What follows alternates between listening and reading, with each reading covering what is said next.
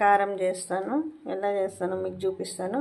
నేను ఒక అరకిలో కాకరకాయలు తీసుకున్నాను ఫ్రెండ్స్. చూడండి, అరకిలో తీసుకున్నా. ఇవి మా చెట్టుకే వచ్చినాయి.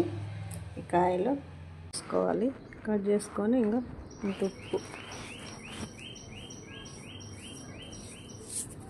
ఈ మొత్తం ఇట్లా మెత్తగా ఇట్లా పిసకాలి ఫ్రెండ్స్. ఇట్లా పిసికి మంచిగా మనం ఇట్లా మొత్తం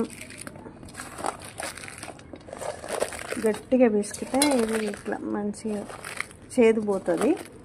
గట్టిగా పిసికితే దీంట్లో ఉన్న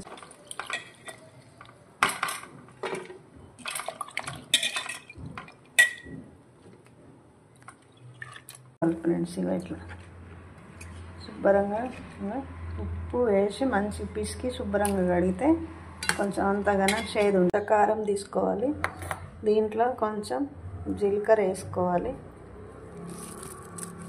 జీలకర్ర వేసుకున్నాక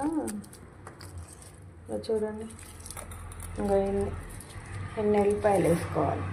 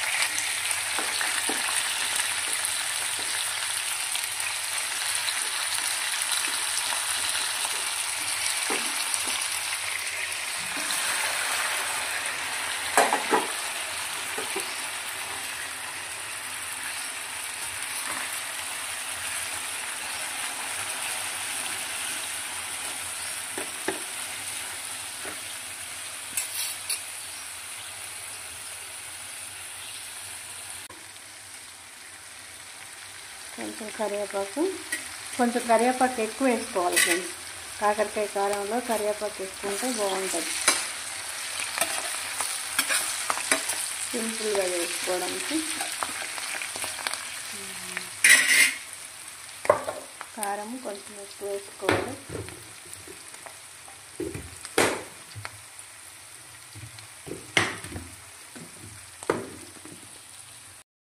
కొంచెం పసుపు వేసుకోవాలి.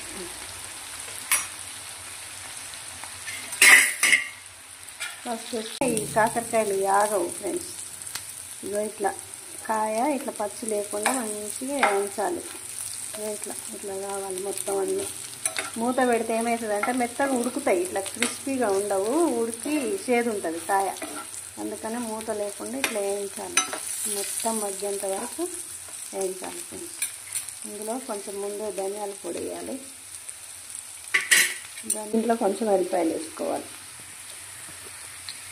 ఎందుకంటే చేదు తక్కువగా ఉంటుంది, చాలా బాగుంటుంది ఫ్రెండ్స్. ఇది కాకరకాయ ఉల్లికారం చాలా బాగుంటుంది.